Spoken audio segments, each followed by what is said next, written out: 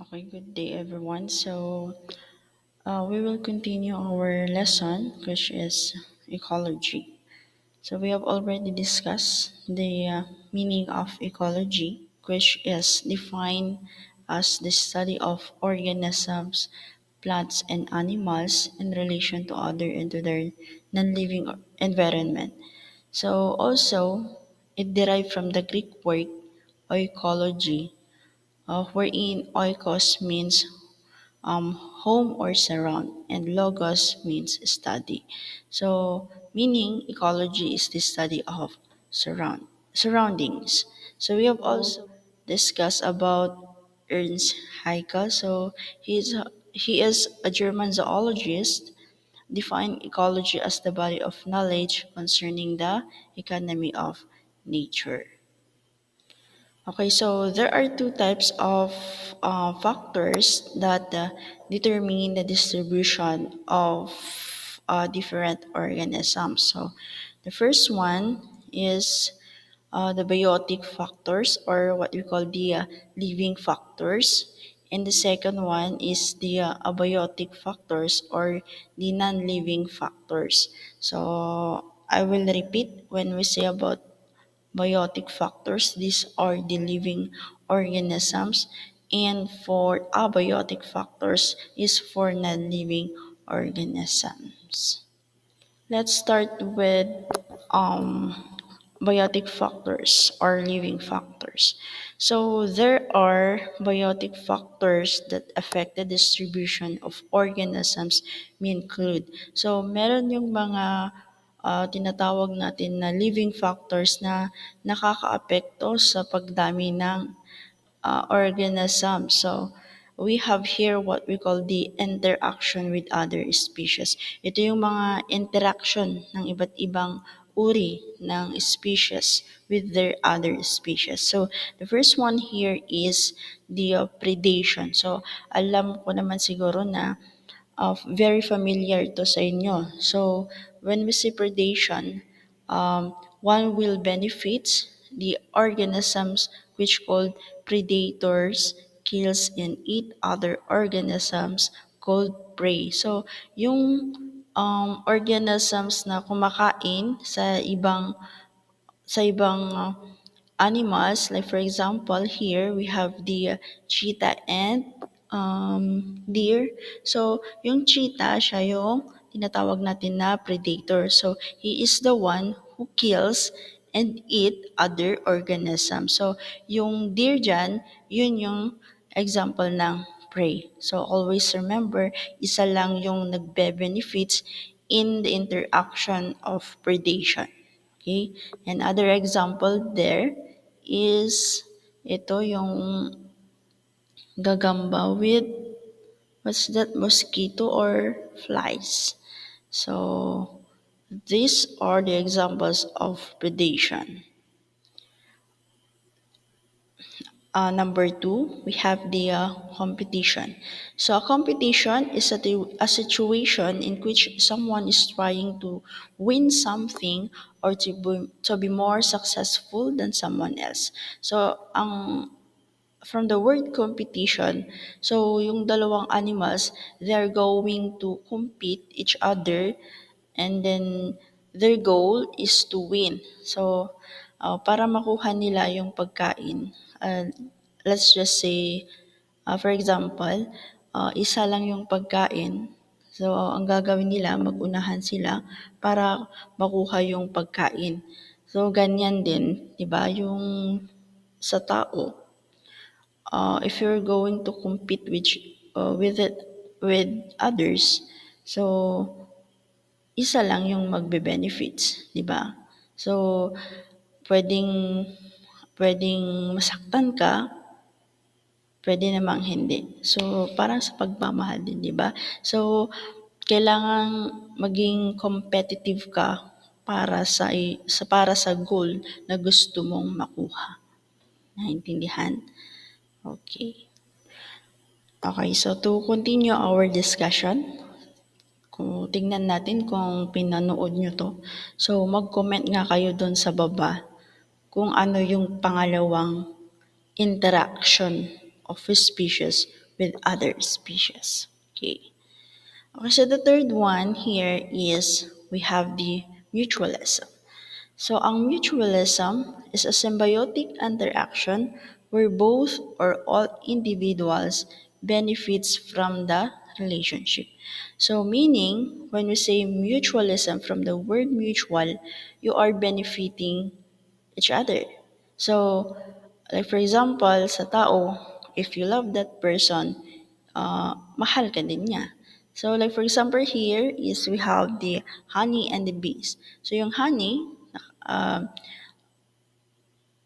nakakapag-benefits siya sa flower, and then yung flower nakakapagbigay naman siya ng benefits sa bee. Kaya they are mutual to each other. Another examples also is yung tick birds perch on a black rhinoceros, get food and help the rhino get rid of pests. So ganyan. Okay? Okay, the fourth one is commensalism. So when we say commensalism, it is an interaction in which one individual benefits while the other is neither help nor harm. Meaning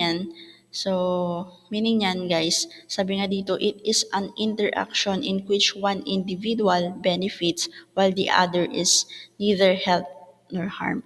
So ito yung interaction ng species wherein isa lang yung magbe-benefits, and the other one is neither help nor harm. So like for example there is the orchids and the twig of a tree. So yung orchids, kapag kumakapit sila sa puno, namamatay actually yung sanga ng isang puno.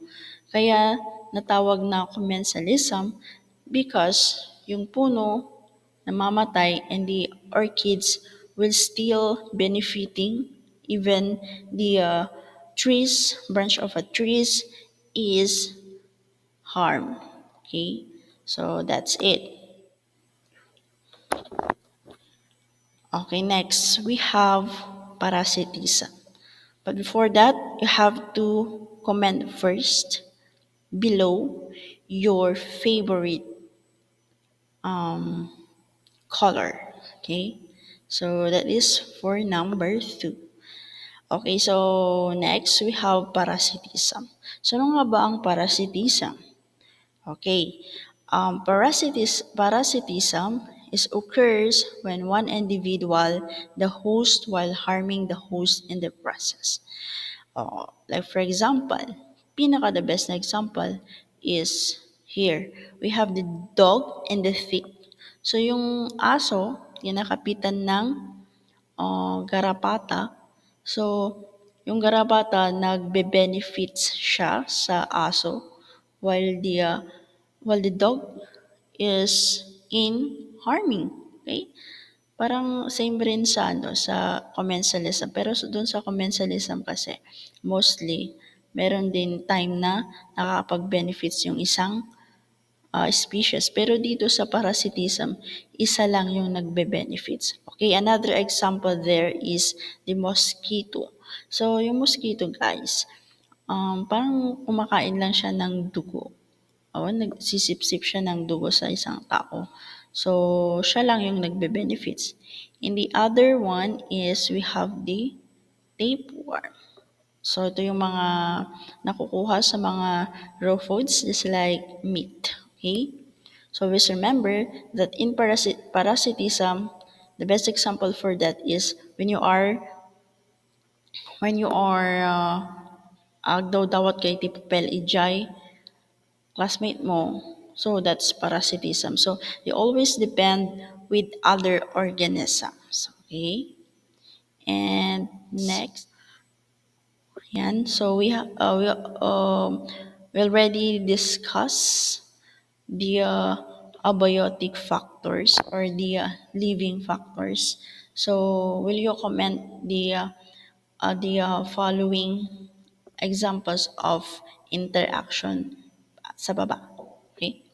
And then, for abiotic factors, ano naman yung mga non-living factors na nakakaapekto in distribution of organisms. So the first one, we have here the water.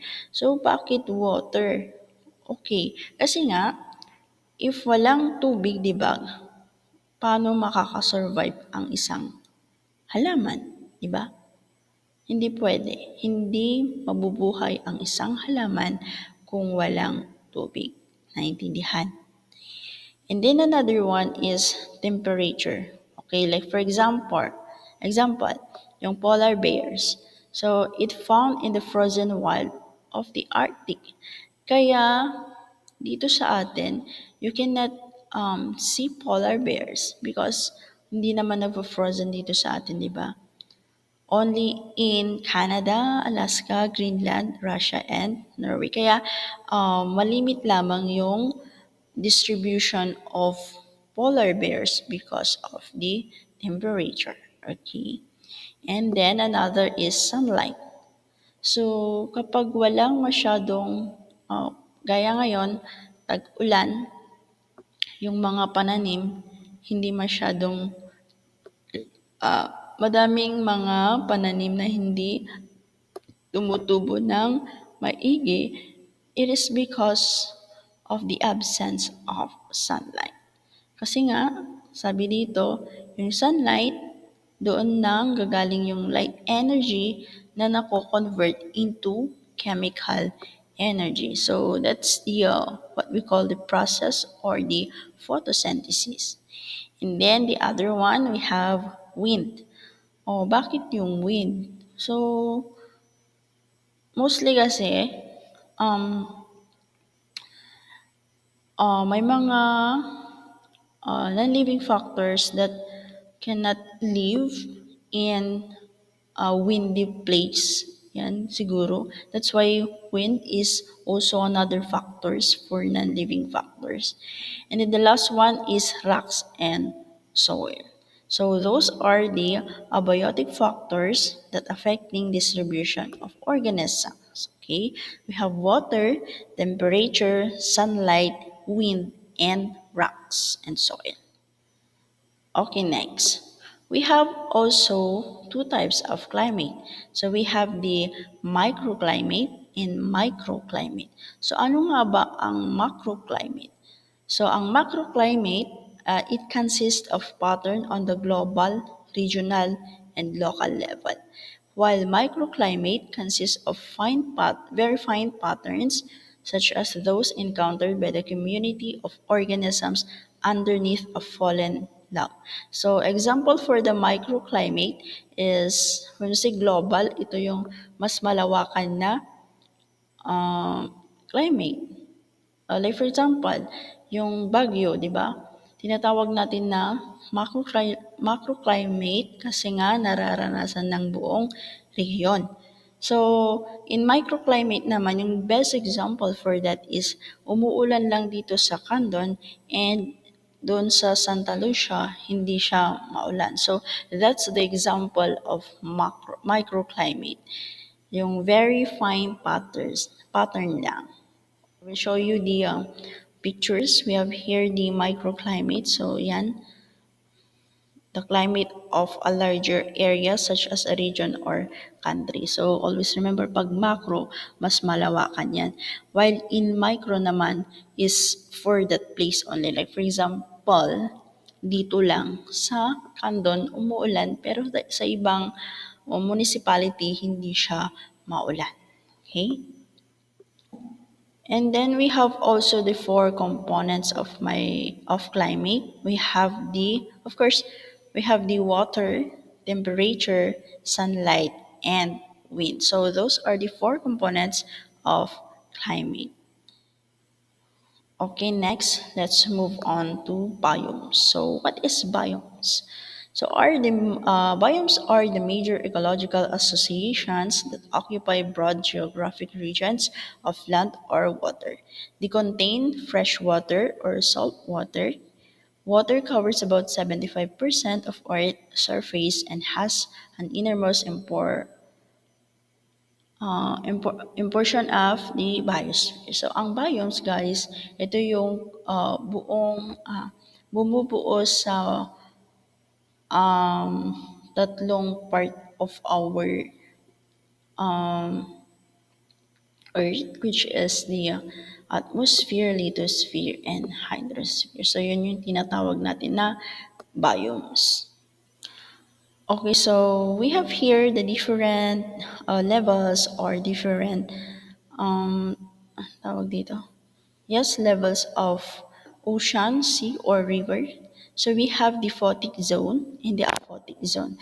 So when we say photic zone, ito yung upper part of the ocean, and the aphotic zone is that the center of the ocean. So yung aphotic zone, siya yung nagre-receive ng light for photosynthesis. Ay, no, no, no. The photic zone, mas sufficient yung light for photosynthesis, while the lower aphotic zone receive the light. So yung aphotic zone, siya yung nagre-receive ng light of the sun. Kaya masyado, kapag tinitignan nyo yung ocean, no, ti al-al daw ko man init, mo makita di light iti sun, kundi makikita mo siya sa center of the ocean. Okay? And the organic and inorganic sediment at the bottom of aquatic zone is called benthic zone. Lahat ng nakikita mong organic and inorganic sediment doon sa baba ng aquatic zones, yung tinatawag natin na benthic zone. And the communities of organisms in the benthic zone are collectively called the benthos. Okay, ano naman kaya ang detritus? So detritus is the dead organic matter and is important source of food. So yun yung source of food ng mga different animals inside the oceans or sea. And oceans and most lakes, temperature boundary called the thermocline separates warm water upper layer of the cold deeper water. So, yung nagse-separate sa dalawang temperature, the cold and the warm of an ocean is what we call the thermocline. Okay? I hope you got it. Okay, so ito po yung sinasabi ko kanina. Yan. Okay, so we have here the lakes. So we have what we call oligotrophic lakes, wherein nutrient are poor and generally oxygen are rich. So poor siya sa nutrient, but in terms of oxygen, mayaman siya. So ganito po yun, yung tinatawag natin na oligotrophic lake. So malalim siya kaya siguro masyadong kulang siya sa nutrient but rich in oxygen. Okay? Next.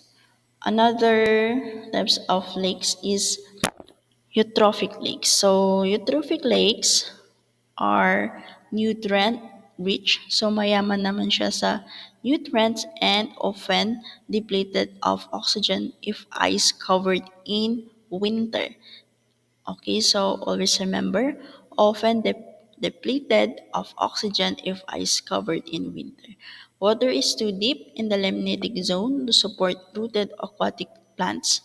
Small drifting animals called zooplankton graze on the phytoplankton.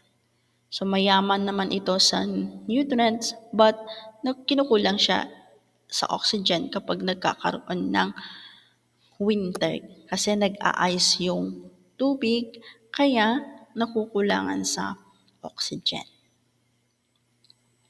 Okay, next.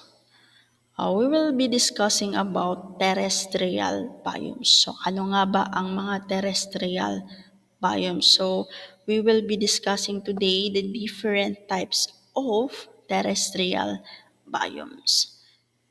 Okay, the first one we have tropical forest. So yung tropical forest, rainfall is varied. So yung pag-ulan, hindi siya masyadong umuulan doon. And of course, tropical forests are vertically layered in competition for light is intense. Example, tropical forest in Borneo. Then, yan, yung example natin. Madami siyang puno. Kaya natawag na tropical forest. And then we have also here the desert. So precipitation is low. Desert may be hot or cold. Plant and animals are adapted to conserve water. So yung pag-ulan doon is masyadong mababaw yung chance ng pag-ulan. And of course, pag sinabi natin desert, pwedeng um, hot or cold. So yung mga animals na pwede doon is camel, and for plants is cactus. So, yun yung mga examples of animals and plants na pwedeng maglagay doon sa desert. So, example here, we have the Sahara Desert. Okay, next, we have savanna. So, ano nga ba itong savanna? So, precipitation and temperature are seasonal. So, sa savanna naman, seasonal yung pag-ulan, and yung sabi diyan, precipitation and temperature are seasonal. So, seasonal ang pag-ulan at yung temperature siguro na malamig or mainit. And grasses and forbs make up most of the ground cover. So, yung kanyang ground, ang makikita mo lang doon is grasses and forbs. Kaya nga, yung mga naglalagi lang doon is, yan, gaya ng nasa picture, zebra. So, example there is savanna in Kenya. Okay. Next, we have chaparral. What is chaparral? Chaparral is climate is highly seasonal. Coastal areas with cool and rainy winters and hot, dry summers. So during summers, mainit siya, and with cool and rainy winters, yan, naglalaok iti climate da. Mano? 1, 2, 3. So, ganyan yung climate nila doon. Unlike dito sa Pinas na dalawa lang yung climate and yung ano natin, summer and rainy season. So the chaparral is dominated by shrubs, small trees. Example, chaparral in California. So yung chaparral, maliliit yung mga puno na lumalaki or naglalagi doon. Kasi nga, yung climate doon is hot, dry summers and with cool, rainy winters. Okay? Another is temperate grassland. So, ang temperate grassland, so found on many continents and marked by seasonal drought. Winter are cold, so during the winter, malamig talaga. And dry. Tapos, malamig na nga, dry pa yung aji dagat, dry. Ngam na lamin. While in summers are wet and hot. So, parang baliktad to. So, during summer there, mainit yung climate, but the ground or the environment is wet. Babasa. Tiyo lang. Sa baliktad ata no winter, nalamin nga namaga iti daga. Ngam summer, napudot nga agbabasa jay daga. So the dominant plants or grasses, soil is rich in nutrients. So mayaman sa nutrients ang lupa, but the dominant plants only are grasses. Okay? Okay, so next is temperate broadleaf forest. So winters are cool while summers are hot and humid. Winters are cool while summers are hot and humid. Significant precipitation falls year round as rain and snow. Mature forest has vertical layers dominated by deciduous trees. So yun yung temperate broadleaf forest. And another is northern coniferous forest. Northern coniferous forest or taiga is the largest terrestrial biome on Earth. So ito yung pinakamalawak na example of terrestrial biome na makikita mo dito sa mundo. So yan yung tinatawag natin na northern coniferous forest. So winters are cool and long, while summers may be hot. So mahaba yung winters doon sa coniferous forest. Okay? And syempre during summers, mainit din siya. Syempre nga summer, di ba? Okay, next, we have, last but not least, we have the tundra. So tundra, during winters, mahaba and malamig, while summers are relatively cool. Malamig din siya sa summer. Precipitation varies. Yan. Umulan din doon. And yung permafrost, ito yung tinatawag natin na permanently frozen layer of soil prevents water infiltration. So siya yung nagpe-prevent ng um, pagpasok ng water doon mga sa loob ng lupa. So it the permafrost, the the the purpose or the function of permafrost in tundra is to prevent the the infiltration of water na pupunta doon inside the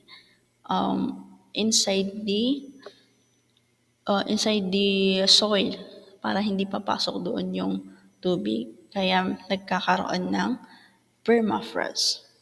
Okay, so to know if you really watch this video, kindly comment um, comment in comment section the list or the different types of terrestrial biomes that has been discussed. Okay, so I hope you understand the lesson, and if it's not, then watch again, watch and watch until you will going to understand the lessons. Okay, and of course yung mga lesson naman natin is ano siya, hindi naman ito mga situational, but madali lang itong intindihin.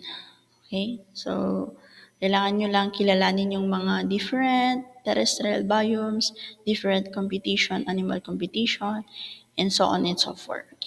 So, thank you again, and we'll just send you we'll just send you on Thursday. I mean Friday, another lesson. And then on during our face to face, we'll be having again a quiz. Okay, so that's for today, and thank you for watching.